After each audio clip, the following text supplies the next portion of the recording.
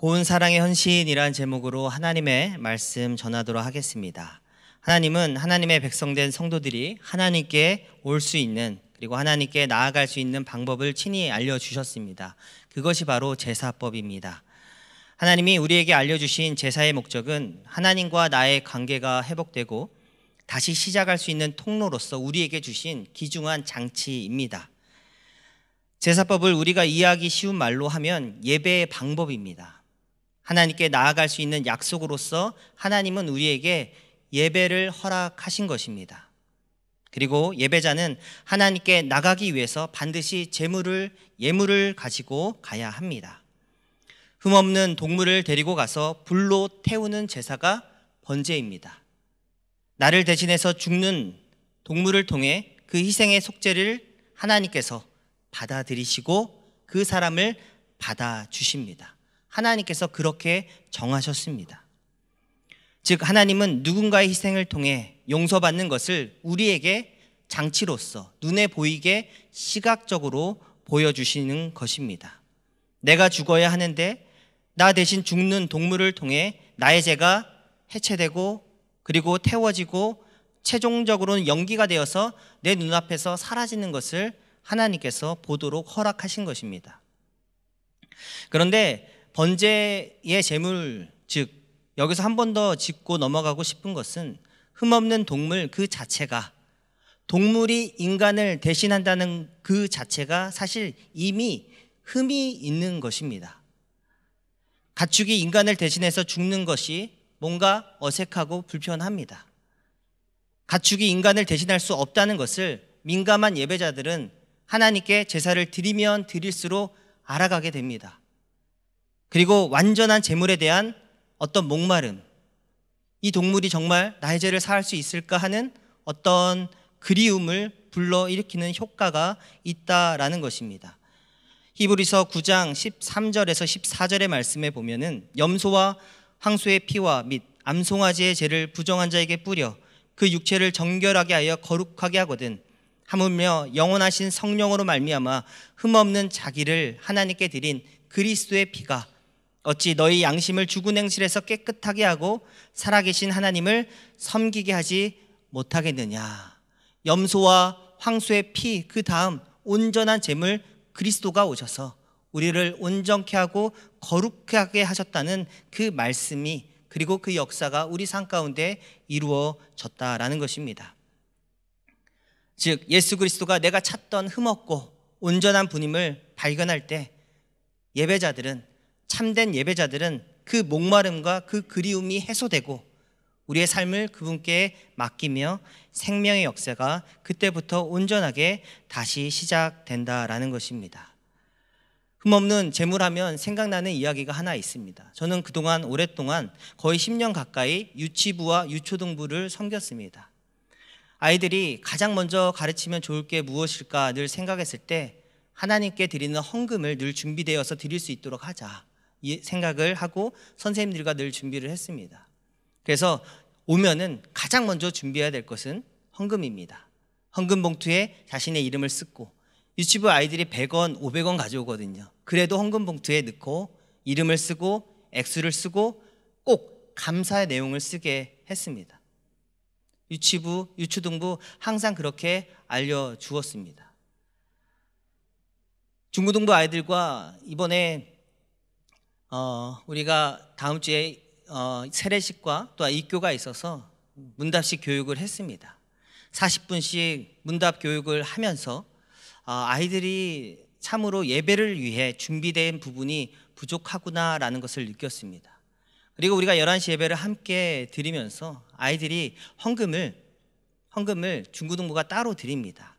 재정 선생님이나 혹은 저에게 내거나 혹은 이렇게 온라인으로 드릴 수 있도록 열어두었습니다. 근데 아이들이 헌금을 낼 때 이름도 안 쓰고 액수만 써서 낼 때도 있고 어쩔 때는 이름과 액수도 없습니다.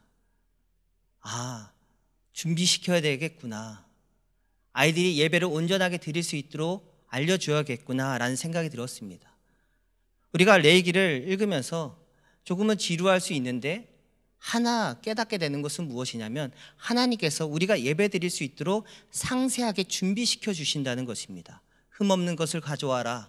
그리고 소재 예물을 드릴 때는 어떻게 해라 라는 것을 우리에게 알려주신다라는 것입니다. 번제 뒤에 소제가 뒤를 따릅니다. 소제는 예배자의 소유와 존재와 관계된 모든 것이 하나님께 속한 것임을 인정하는 제사법, 예배의 방법입니다. 소제는 곡식의 한 줌을 하나님께 태워드리는 것입니다. 소제는 우리에게 매우 일상적인 것, 그리고 규칙적으로 쉽게 접할 수 있는 양식을 가지고 하나님께 드리는 방법입니다. 소제를 드리는 방법은 오늘 읽으신 본문에 다 나와 있는 방법인데, 예를 들면 곡식의 날 것을 가루로 만들어 가지고 거기에 유향을 얹어서 하나님께 드립니다. 또 곡식의 날 것을 가루로 만들어 가지고 화덕에 구워서 빵으로 하나님께 드립니다. 또는 곡식의 날 것을 가루로 만들어 가지고 철판에 붙여서 하나님께 드립니다. 벌써부터 군침이 돌지요. 또 곡식의 날 것을 가루로 만들어 가지고 냄비에 쪄서 하나님께 드릴 수도 있습니다. 하나님께서 이것을 허락하셨습니다. 그리고 여러 가지 방식으로 하나님께 소제를 드릴 수 있는데 모두의 공통점은 무엇입니까? 모두 가루입니다. 가루로 들여서 드리라는 것입니다. 날 것을 날 것 그대로 드리는 것이 아니라 고운 가루로 만들어서 하나님께 드려라 라는 것이 첫 번째로 중요한 과정입니다. 구약에서 고운 가루는 예배자의 인격과 재물을 나타냅니다. 하나님은 날 것 그대로 예배자가 자신에게 올 것이 아니라 고운 가루가 되어서 자신에게 드리기를 하나님께서 바라십니다. 우리 안에 날 것, 우리의 인격 속에 날 것이라고 하면은 우리의 욕정일 수도 있고 우리의 미움일 수도 있고 우리의 계획일 수도 있습니다. 그런데 하나님은 그것을 다 빻아서 가루로 만들어 하나님께 드리는 충성과 헌신을 하라고 말씀하십니다. 이전에 교회에서 어른 권사님들이 대표 기도를 할 때마다 자주 언급하셨던 기도의 내용 중 하나가 주여 저를 고운 가루로 만들어 주시고 빚어 주시고 주님이 원하시는 모습으로 만들어 달라는 간구를 종종 하셨습니다. 그때 이후 저도 참 이 기도가 귀하다라는 생각이 들었습니다.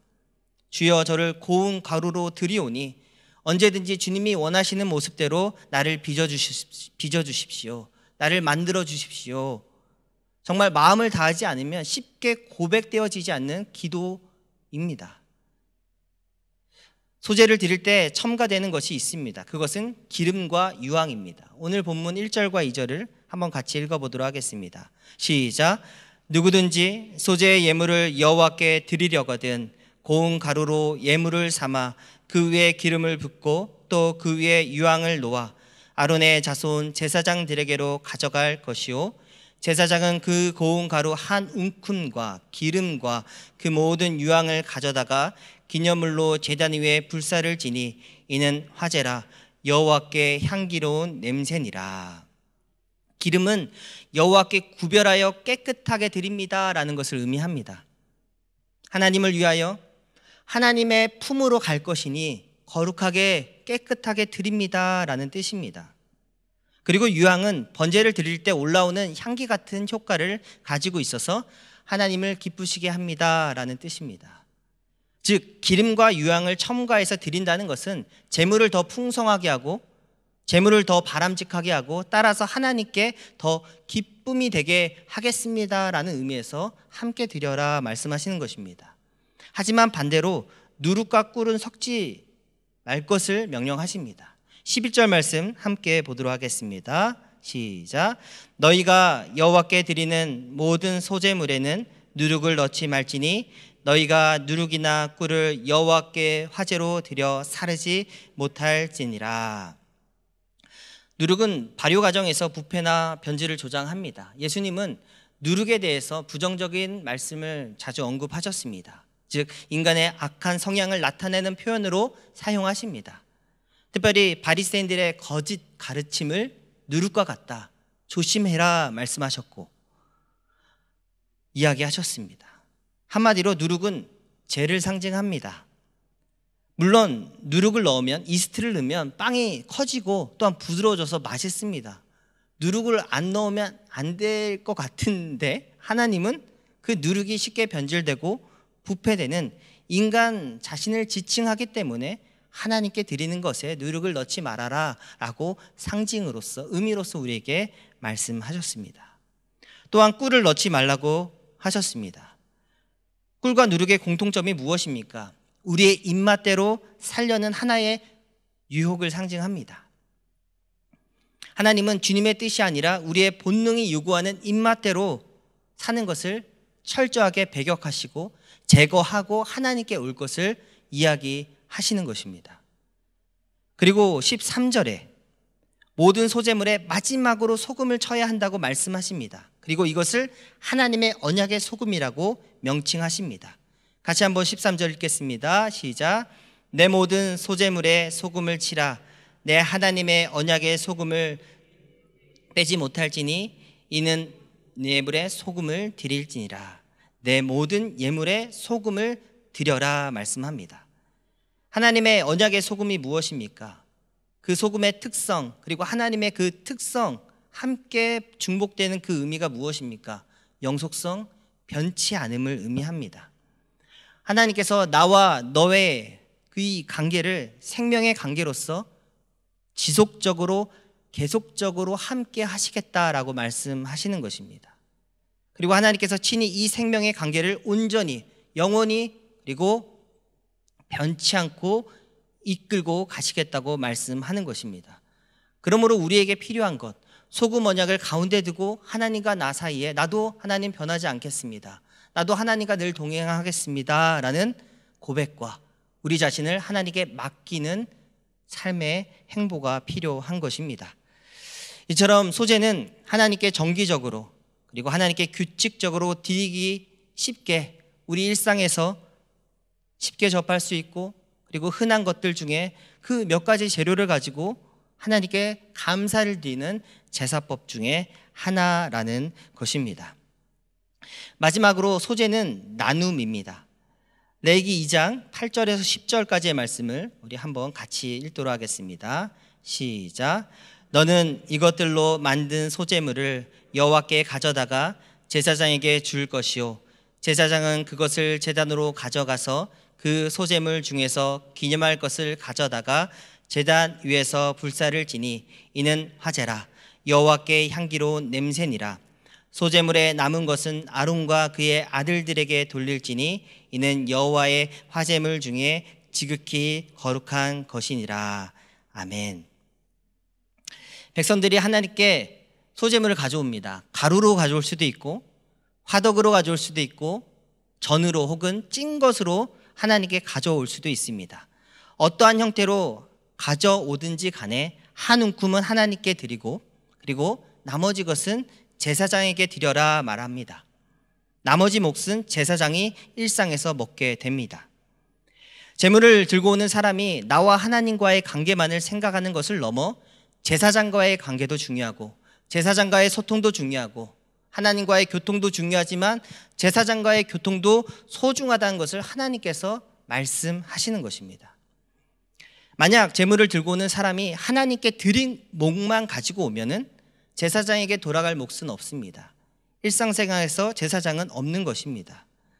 그런데 하나님은 소재의 제물을 통해 나와 하나님과의 관계뿐만 아니라 나와 제사장과의 관계도 돌보게 하신다라는 것입니다. 이 말씀을 폭넓게 이해하면 우리 모두가 무엇으로 부름받았습니까? 다 왕같은 하나님의 제사장으로 부름받았습니다. 하나님은 소재의 제물을 하나님께 가져오는 것을 통해서 나와 하나님과의 관계뿐만 아니라 나와 타인과의 관계도 생각해라 말씀하시는 것입니다. 나와 타자와의 관계, 나와 이웃과의 관계도 생각해라, 그들에게도 돌아갈 것을 주어라 말씀하시는 것입니다. 이는 나와 하나님과의 관계는 필연적으로 무엇을 바라보게 합니까?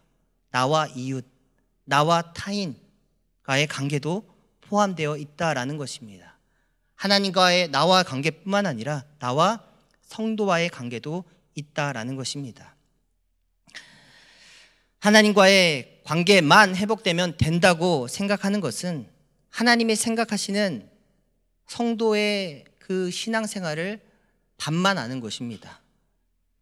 하나님은 하나님과의 관계가 회복되고 충분히 되면 하나님은 우리가 타인과도 성도와도 관계를 충분히 회복하고 확장할 수 있도록 우리를 이끌어 주시는 분이십니다. 이처럼 하나님께서 만들어 놓으신 소재를 드리는 방법은 사람과의 관계를 불편하게 여기는 사람에게는 너무나 정교하고 빈틈이 없기 때문에 누군가에게는 너무 부담스러울 수 있습니다. 아니, 나는 하나님과의 관계만 회복되고 하나님께로만부터 위로받으면 된다라고 생각하는 성도들은 이 하나님의 이 원리, 아니다, 나와의 관계가 회복됐으면 성도와도, 네 옆에 있는 이웃과도, 너 뒤에 있는 성도와도 관계를 회복하여라. 그리고 그에게 주어라, 함께 먹어라, 나누어라 말씀한다라는 것입니다. 그러므로 다시 한번 강조합니다. 나와 하나님과의 관계만 회복되면 된다라는 것은 하나님의 생각이 아닙니다. 성경이 말하는 것이 아닙니다. 한 움큼을 이웃에게 가져가야 됩니다. 한 움큼을 이웃과 함께 나누어 먹어야 합니다. 거기서부터 회복이 일어나는 것입니다. 그래서 만약 타인과의 관계가 계속 부딪힌다면 이미 나와 하나님과의 관계가 이미 흔들리고 부딪히고 있다라는 증거라고 볼 수도 있습니다. 반대로 하나님과의 관계가 부딪힌다면 인간관계 속에서 늘 문제가 폭탄을 안고 사는 것처럼 불안한 가운데 내가 걸어가고 있는 것입니다. 결국 소재를 드리는 예배의 방법, 여기에는 하나님의 명령에 대한 나의 태도, 하나님의 말씀에 대한 나의 반응이 어떠한지 하나님이 보시겠다라는 것입니다. 하나님의 말씀에 대한 나의 태도, 하나님의 명령에 대한 나의 반응이 곧 예배라고 말씀하시는 것입니다. 하나님께 한 움큼 소재를 드리는 것도 예배고, 그리고 그 한 움큼, 나머지 한 움큼을 제사장과 내 옆에 있는 타인에게 드리는 것도 일상의 예배다라고 우리에게 말씀하시는 것입니다. 그렇게 확장하시고 그 예배에 순종하라고 하나님께서 우리에게 명령하시는 것입니다. 하나님께 드리는 태도가 예배이고 사람을 대하는 태도도 예배이다 라는 것입니다. 따라서 나를 드리는 일상의 소재의 예물을 준비하고 드리는 방법은 먼저 어떻게 해야 됩니까? 날 것인 나를 고운 가루로 만들어 드려야 합니다. 내가 갈아져야 됩니다. 내가 부서져야 됩니다. 내가 낮아져야 됩니다. 그렇게 하나님께 드리고 하나님께 나오길 원하십니다. 그러면 하나님께서는 그렇게 곱게 갈린 그 사람과 함께 교제하십니다. 그 사람과 충분하게 온전하게 만족감 가운데 하나님이 소통하시고 교통하시고 내가 너를 통해 모든 것을 이루리라 말씀하신다라는 것입니다. 그 다음에 해야 할 것은 무엇입니까? 하나님 말씀대로 넣어야 할 것은 넣어야 합니다. 기름과 유황을 넣고 넣지 말아야 될 내 입맛대로 꿀과 누룩은 넣지 말아야 합니다. 하나님의 말씀에 대한 순종과 명령에 대한 동행을 계속 하나님께서 소재 예물을 통해서 우리에게 강조하시는 것입니다. 일상에서 이렇게 살아라 우리에게 말씀하십니다. 이처럼 모든 것을 순종하고 모든 것을 통해서 하나님으로부터 만족함을 얻으면 하나님께서 받으시고 준비된 그것을 이제는 타인과 나눠라 말씀하십니다. 그 타인이 내가 좋아하는 사람이면 마음껏 줄 수 있죠. 근데 그 타인이, 그 성도가, 그 이웃이 내 마음에 어려운 사람이면 가지고 가는 것 자체가 하나님의 말씀에 순종한다는 것 자체가 힘든 것입니다. 근데 하나님께서 너가 예배자로서 온전하게 살기 원하느냐? 나와의 관계만 회복될 것을 바라는 것이 아니라 네 이웃과도 회복되어라. 그것이 참된 예배이다. 우리에게 말씀하시는 것입니다. 그래서 어렵습니다, 사실. 소재를 온전하게 하나님께 드릴 수 있는다, 온전하게 드리는 사람이 있을 것입니다마는 사실 소재의 예물을, 일상의 예배를 드린다는 것, 쉽지가 않다라는 것입니다. 그런데 내가 하나님 앞에 고운 가루가 되어서 헌신되어 드려지면 그 혜택을 누가 받습니까? 내가 고운 가루가 되어서 하나님과 깊은 소통을 하는 사람입니다. 그러면 그 혜택을 누가 받습니까? 나와 가까이 있는 사람이 받는 것입니다. 내 아내가 누리게 될 것이고, 내 아이들이 누리게 될 것이고, 나와 가까이 지내는 이웃과 성도들이 누리게 될 것입니다. 그러지 못하고 있기에 우리가 늘 기도하고 회개하며 하나님 도와달라고 기도하는 것이겠지요. 우리가 다 왕같은 제사장으로 부름 받았습니다. 그러므로 내가 하나님께 드리는 소재의 양식은 누군가에게 양식이 됩니다. 한번 따라해 보겠습니다. 내가 하나님께 드리는 양식은 누군가에게 밥이 되는 것입니다. 서로 그 밥을, 그 양식을 함께 누리고 먹으라고 하나님이 이 교회 공동체에 우리를 불러주신 것입니다. 교회에서 우리는 그리스도의 살과 피를 먹어 한 몸이 됩니다. 부활주일 때 곧 우리가 함께 성찬식을 나누면서 다시 한번 그 의미를 되새길 것입니다. 그리고 동시에 나 자신도 소재의 고운 가루로 들여서 양식이 되어서 누군가가 나의 양식을 먹고 함께 소통하고 교제하는 것이 교회라는 것입니다. 교회가 서로의 필요를 채워주고 교회가 서로 양식이 되어서 교제를 나누지 못한다면 세상 공동체와 다를 것이 없다는 것을 우리가 늘 기억해야 합니다. 늘 기억하고 서로를 받아주어야 합니다. 신약에 있는 말씀처럼 소금을 두고 하나님과 화목하고 소금을 두고 서로를 받아주어야 한다라는 것입니다. 2주 전인가 예배 중에 제 핸드폰이 엄청 크게 울렸습니다. 목사님께서 수요 예배와 주일 예배 때 예배의 중요성, 준비됨을 강조하셨는데 제 핸드폰이 엄청 크게 울렸습니다. 너무 깜짝 놀랐습니다. 왜냐하면 이미 무음으로 했고 소리를 다 껐는데, 그래서 나중에 인터넷 통해서 알아보니까 내비게이션이 열려 있으면 그럴 수 있다라고. 왜냐하면 제가 전날 내비게이션을 쓰고 안 지워놨거든요. 큰일 났다. 목사가 저러니 어떡하나. 그런데 다르게도 생각되었습니다. 우리 성도들은 받아주겠지. 우리 성도들은 이해하겠지. 서로를 받아주고 소금을 두고 서로를 세워주는 그런 공동체가 교회라는 것입니다. 하나님이 우리를 받아주셨던 것처럼 우리가 서로를 받아주고 양식이 되어서 물어뜯는 것이 아니라 아니야 내 거 먹어봐. 아니야 내 거 먹어봐. 함께 웃고 그리고 우는 그런 생명의 아름다운 교회 공동체가 되기를 바랍니다.